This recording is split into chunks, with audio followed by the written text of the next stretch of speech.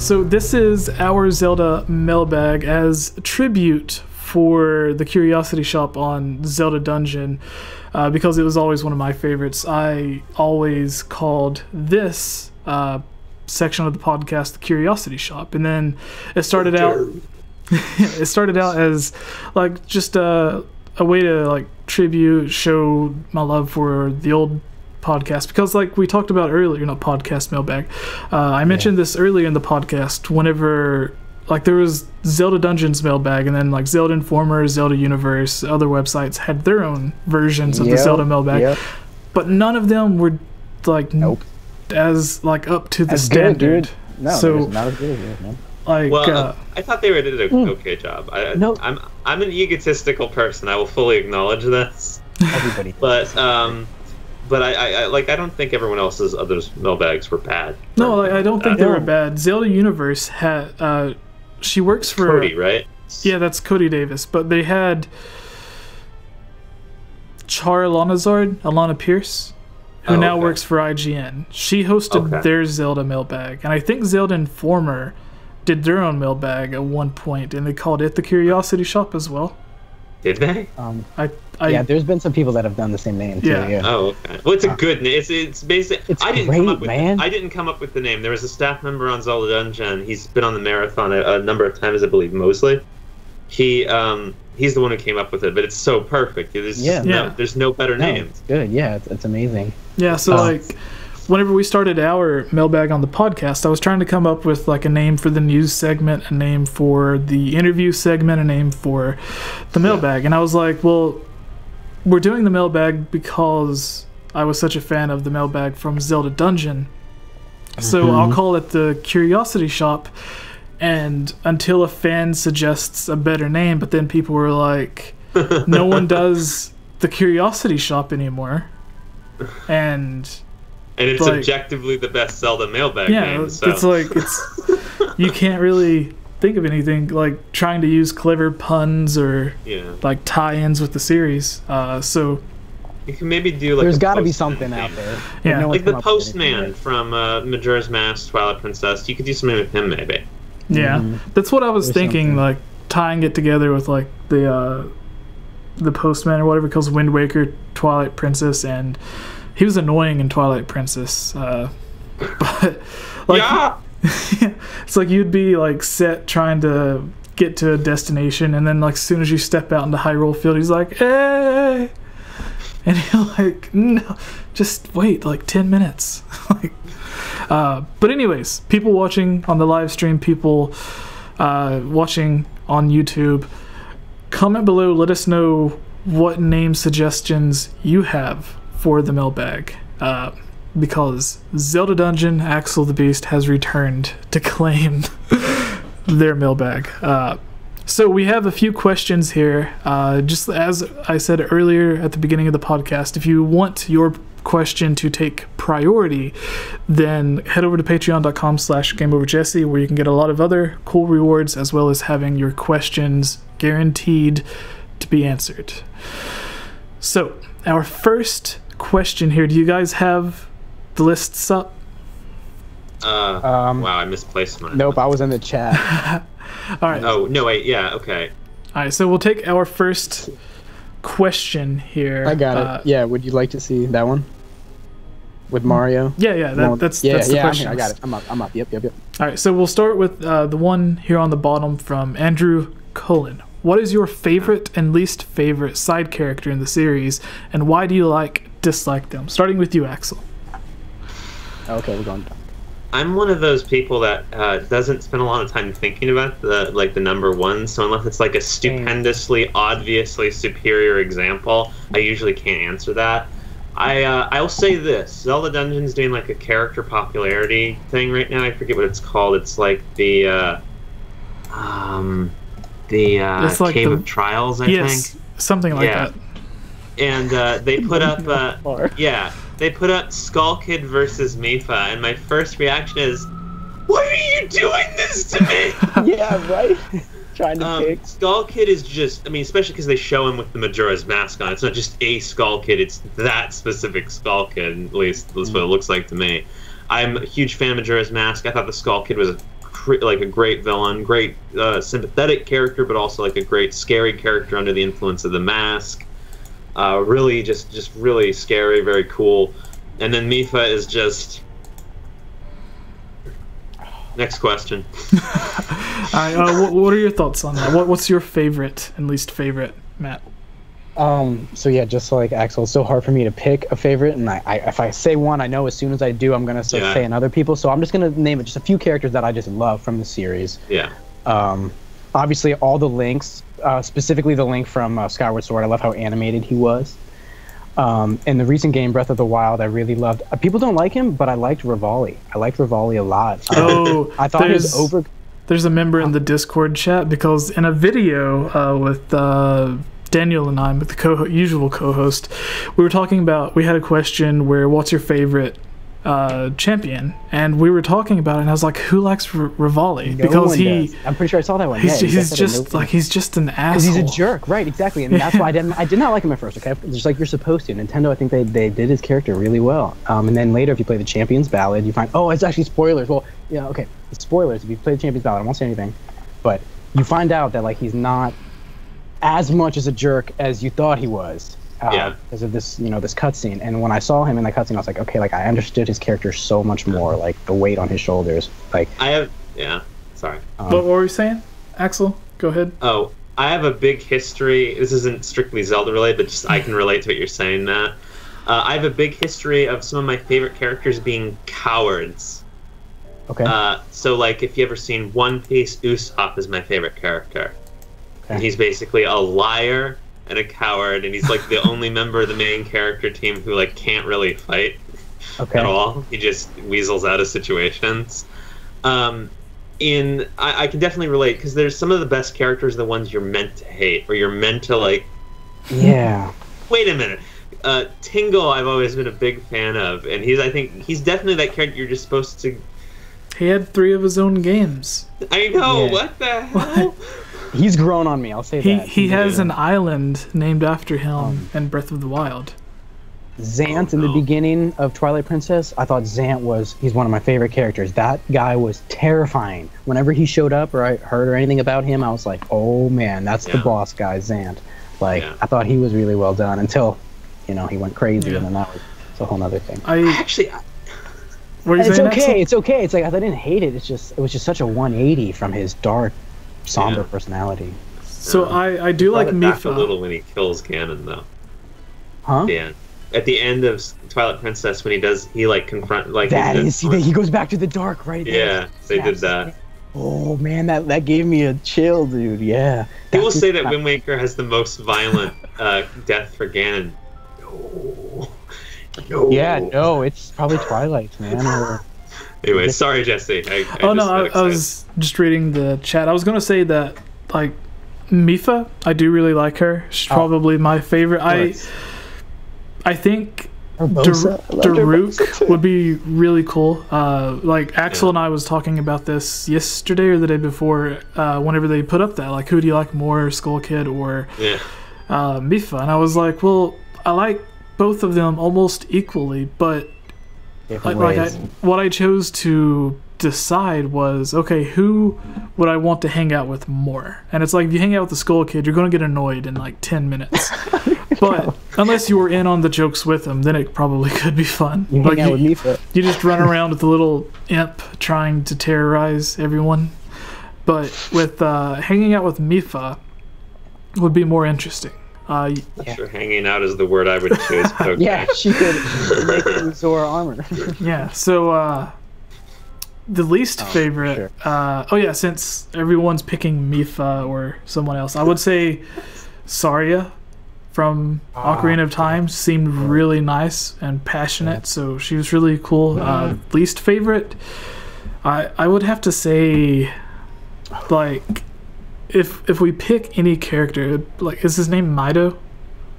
Mido from Ocarina of Time, the one that, like, the bully from Ocarina of Time was like, you can't go see the Deku Tree, you don't have a sword and shield. And it's like, didn't you just hear the Deku Tree tell the fairy to come get me? But then there's that great moment where he's like, he's protecting Saria in the Lost Woods, and he's just like, when you're you an remind adult. me of, and he's like, you remind me of him. Yeah. Yeah, It's such a powerful little moment. You're right. God, I don't know who would least favorite character. Like, they're all great. That Even little- people that you're supposed to hate, like that- Ganon, I like them. Like That little feel- snot-nosed brat from the Wind Waker. Oh, he was freaky. Oh, little the baby who was blowing. Yeah. Up the Yeah. I do have a least favorite. All right. Please, maybe it'll jog my memory or something. It's Dark Link. From which game? Every game. Oh. Really? Oh, he's one of my favorites. There's We're a going very favorites. there's a very simple reason, though. He's one of my favorite characters. He's not a character. Or he's one of my favorite entities. Yeah. Whatever he is, But he's one of my favorites. Yeah, but I'm not Elements of contradicting you. I'm just saying, like, that's why I don't like him as a character, because he's not one. And every fan artist and every fanfiction person treats him like he's an entity. Everyone's like, oh, there's no Dark Link in this game. I'm like, so? He's like Yeah, the I kinda- weird version of Phantom Ganon. In a way, to me, Dark Link kind of like represents like the darkness of Link that is inside of him. Like, if we get into like what we want future Zelda games to be, if we ever talk about that, I would love to bring that up with you guys. Like, I think that Dark Link is like the personification of all the evil or loneliness and hatred that Link has built up over the years that like eventually manifests itself into a shadow that he has to defeat. Yeah. That's how I kind of view it.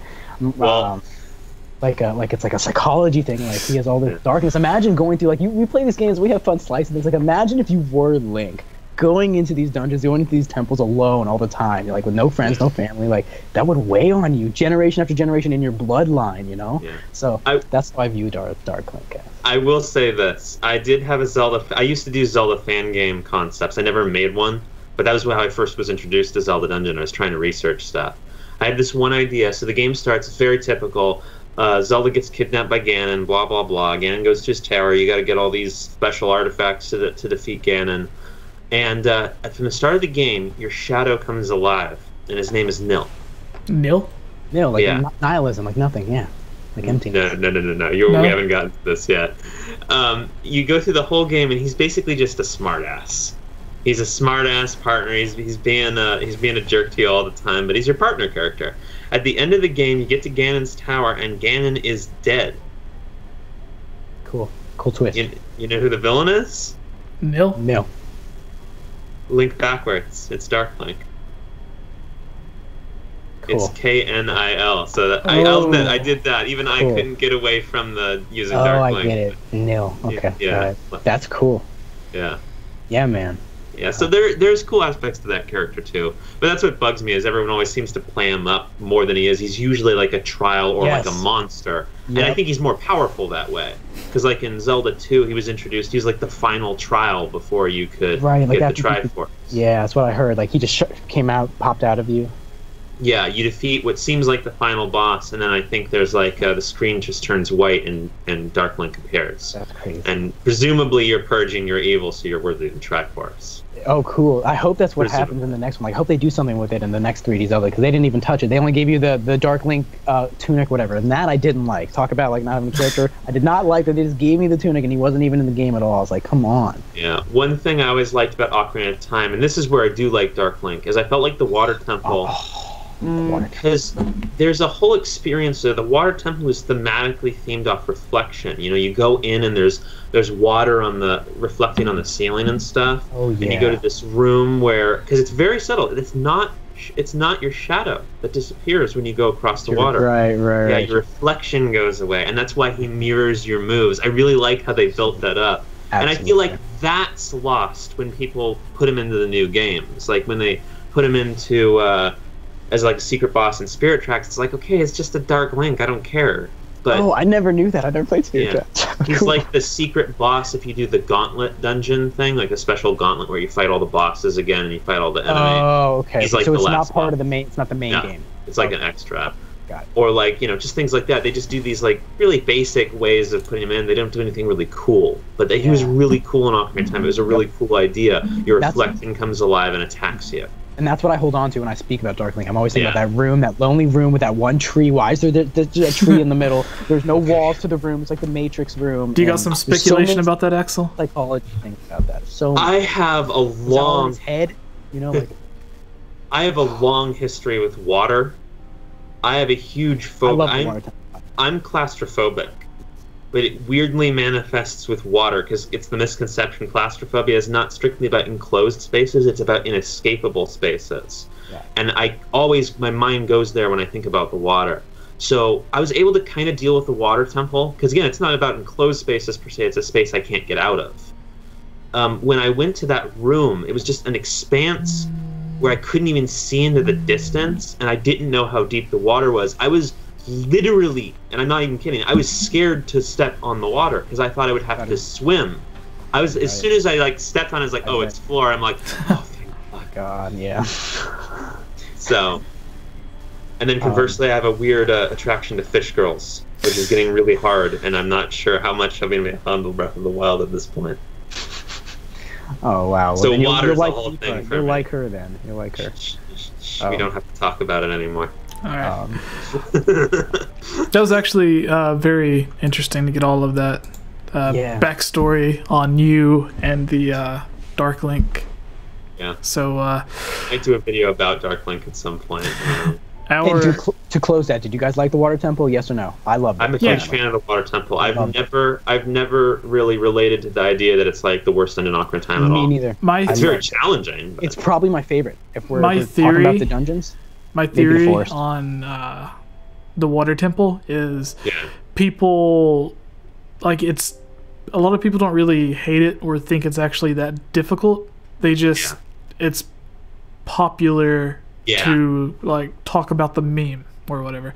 Because playing Ocarina of Time, for me personally, because I didn't really get into the internet community or the Zelda community until like long after I played Ocarina of Time, I never thought Navi was annoying. I never loved her. Thought the Water Temple was that difficult. Oh my God, so whenever I first started seeing people talk about like, oh, the Water Temple is so hard, in my head I'm like, yeah, I guess it was. Like trying to remember back on it, and then talking about how annoying Navi is, and it's like, well, if you play through the game a bunch of times, she probably does get annoying. But if you're playing through it the first time and you don't understand how exactly to do stuff when she pops up, it's like, well, that makes sense. Like when you're adult Link, after you get done with the Fire Temple, she says something like, oh, there's a cool breeze coming from Zora's Domain, let's go check it out.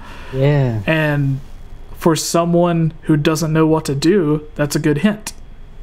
That's what you need. Otherwise you're just gonna wander around not knowing anything. I would sorry, I was gonna go on to the next question and try to get through these, but what were you gonna say though? I was just gonna say I both relate and don't relate to the Navi thing, her being annoying. One thing that I loved about Navi and that I loved about Fi in Skyward Sword is you have the character who will tell you about the enemies, tell you what their name is. I really like that, not because I need hints on how to fight the enemy, but I want to know what this thing is. I like to learn about it. To learn about what this is. It's a nice bit of world building. I wouldn't care if they were hints at all. If they just had a thing to say about the enemy, that would be really cool. I didn't find her annoying in any respect other than what you were saying, that she'll tell you, like, oh, there's a cool wind blowing from Zora's Domain or whatever. That is a good thing that's in the game. I don't like it that she will... So, like, what will happen is you'll be adventuring, and then she's like, hey, and you haven't even prompted it. You haven't even Z-targeted anything, and it just appears, and it flashes the whole time, and it never goes away. I always click it because I don't want to deal with that, and she does it periodically. I hate that. I think that's the dumbest thing, but that's the only thing I relate to. I never found her annoying otherwise. Really quick, just reverting back to the favorite characters, I can't believe I didn't bring them up. Navi, Midna, and Fi, however you want to say it. Those three characters. Fi, Girahim. I could keep going. Like I said, I can't love pick a those favorite. to death. Those the helper characters, and that's one thing Breath of the Wild was sorely missing, was a helper character. I was so lonely the whole game, which is what they wanted, but like I really wanted that helper character. If you want to get the stuff that Axel was talking about with like getting information, you have to like take a picture of the different enemies and stuff, and then you open up the Hyrule Compendium, and then they like that gives you the details and stuff. But it's like you have to like take time out of the game to go through and read it. It would be nice, since the game has voice acting, if it did just give you a fairy, and then it's like if you take a picture of something, that's fine.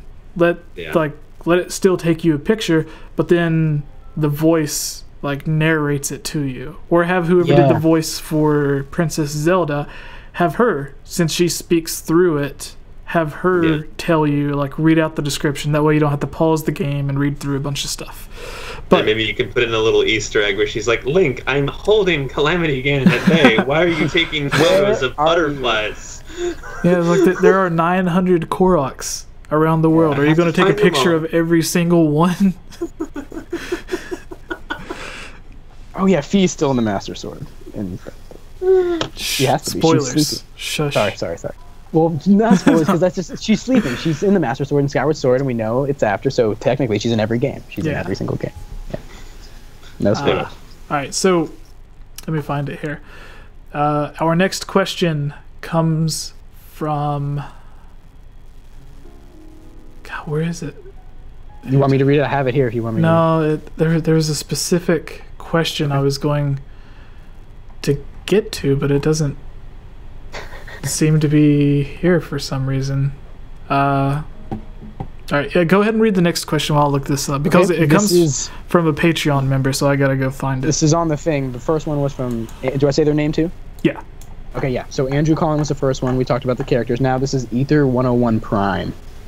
Wasn't all the ancient tech, temples included, supposed to have been left behind by the Hylia precursor race that was mentioned in A Link to the Past?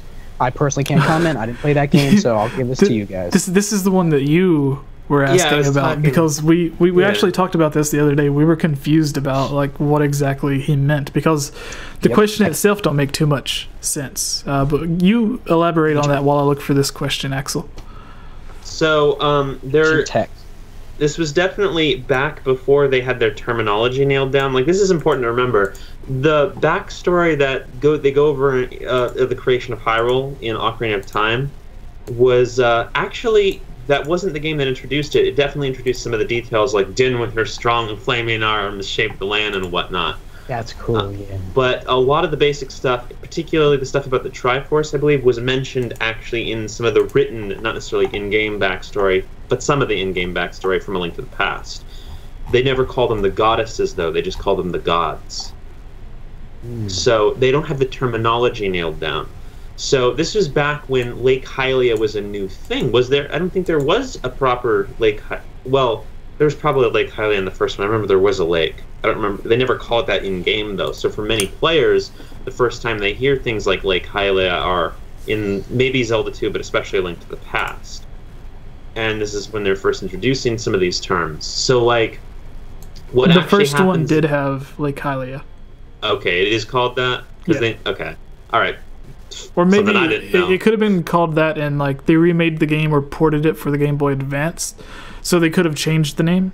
It was probably in the manual or something, even in the original release. Yeah. Anyway, the point is there's lines in the game where they say that you've chosen the people of Hylia. I forget what the exact line was, but it was something like, you are only the descendants of the Knights of Hyrule who protected the royal family of Hylia could so-and-so defeat Ganon. You're descended from that bloodline. Sure. They're not referring to the bloodline of the Hylia. They're referring to the bloodline of the Knights. The royal family of the Hylia is probably just the royal family of Hyrule. I think this is a case where they didn't know what the proper terminology was yet. I don't think that there was a precursor race. Yeah. It is, however, important to note that post-Skyward Sword, and this is spoilers for Skyward Sword, so I'll omit that detail, but there's a reason in Skyward Sword why that there is literally sacred blood in the Hylian race, particularly the royal family. And they talk in Hyrule Historia to some extent. I don't remember how much. It's certainly implied, though, that there's a decline of that bloodline. So the best way I can put it is there's literally a sacred race quality to the Hylians in the timeline prior to A Link to the Past, but once A Link to the Past comes around, there's a lot more of just normal humans, I guess. That's the best I can take from it. So if it is meant to refer to anything, it's meant to refer to the purer, more sacred Hylians, I guess. I don't think the technology comes from there, though. Yeah, he said all the ancient tech is... I wonder if he's saying it came from the Hylians, or... Because we always known that the Sheikah were the ones that came up with the tech, right? Not according to Skyward Sword necessarily, although I guess you could reinterpret it now that Breath of the Wild's come out. Skyward Sword, like even in Skyward Sword, it was supposed to take place before everything that we knew in Zelda. But even in that game, there are ancient robots. There are ancient, like the ancient cistern. So like but even the Great Sea, right? But the Sheikah were already around too, though. Yeah. So it's complicated. You could theorize, like, I don't know. You could theorize that the ancient robots in Skyward Sword are separate from the ancient technology in Breath of the Wild, or they could have related origins. Similar. They seem very similar. The time stones and everything. It seems Sheikah oriented to me. The stuff. Doesn't it literally have the eye on it? It looks like it. The Sheikah stone it looks just like the eye. I've compared the two symbols side by side. They're not identical, but like almost. Like it has some weird flares on it. So that's interesting because it mentions that there's ancient technology made by the Sheikah in Breath of the Wild. But again, I'm only at the beginning. I don't think it strictly said that the ones they dug up, that's the Divine Beasts and the Guardians, were the same. They do you want me to comment on that, or it's a spoiler? It's a spoiler. Okay. I don't care. Jesse can decide. I don't care. I assume people that watch my videos have already played through Breath of the Wild. If not, it's like a year ago. Spoilers. It's almost a year. Go ahead. Yeah, so no, all the Divine Beasts, all that stuff, we do find out it all is Sheikah technology. And, like, that's actually kind of what happened. Like, the Sheikah got pushed out of Hyrule by the royal family because, like, the technology was getting too, intense. They didn't want this to, like, overtake them, as I understand it. Oh, and so then, what we're talking about is Hyrule's bloody history. Yeah, kind of. Yeah, but we skipped the war, because, like, that all happened, apparently. And now they're at a place where, like, the Sheikah are friends again with the Highlands, because there's Kakariko Village. Okay, don't spoil anything else. Okay. I get you. Yeah, okay, so, yeah, and, like... So Sheikah technology. Apparently, that's what I thought Skyward Sword was. With the eye on the time shift stone, that does imply that it's related. So it's probably Sheikah in origin. Yeah. And then, do you guys remember the trailer for Breath of the Wild with the arrow, the very first one, the blue arrow that we got, where he shot the Guardian? And the EP trailer. I always thought that blue arrow was a time shift stone, because I was thinking, how is Link going to destroy this octopus with an arrow? That's not going to happen. The only way I thought was if he froze it in time. That's what I thought was going to happen. I thought it was going to be a time shift stone. He was going to hit it, just like Skyward Sword, and it would just freeze the creature. I just thought about something. That was my hypothesis back then. So the ancient arrows, if they were to be made from the Sheikah stones or whatever, like the time shift stones. Yeah. If you shoot the arrow, like if you do that in Breath of the Wild, they just disappear. Like there's no huge explosion or anything. They're just gone. They go away. That's so true. like, what if they get back in time? They go back in time. What if like you're shooting these arrows back in time, hitting these guardians, and then someone like hundreds of years ago is like, "What the hell is going on?" It just pops up. It's like when you shoot a missile in space and it just keeps going, and you ruin someone's day sooner or later. So I wonder. Like, I don't know about that. I don't think you can. Yeah, you should always, because all the technology is bluish and oriented in Breath of the Wild. And it's all based on, I think, Sheikah technology. Yeah, but that doesn't necessarily mean time shift stone specifically. No, not at all. Not at all. That's what I thought it was when I first saw the trailer. I saw blue. I think Sheikah, Skyward Sword. That's what I just played, Skyward Sword, right? And I was like, that looks like the time shift stone. How is he going to defeat this octopus with an arrow? Yeah. Right? No, I get you, yeah. I thought he would freeze it in time. All right, so Axel, go ahead and read our next question. If you look under the Patreon, we have a couple there from The One and Rivali For You, which is who I was mentioning earlier. Her name's actually Ashley. She's a Patreon member, but she commented saying that she was a really big fan of Rivali. So we changed her name, or someone changed her name in the Discord chat to Rivali's Boo. The videos on this channel are funded by supporters on Patreon like you. If you're a fan of this channel and would like to join on videos, receive shoutouts, watch videos early, have your questions answered, or have your topic discussed on our podcast, please consider supporting on Patreon for these and many other rewards for just $1. Shoutouts for this video includes Link Use the Triforce, Rusty Caulfield, Lovable Christie, Give Time 15, Shadow to Us, Robbie Morgan, and Lunarium. I want to thank all of you for everything you have done to help support this channel.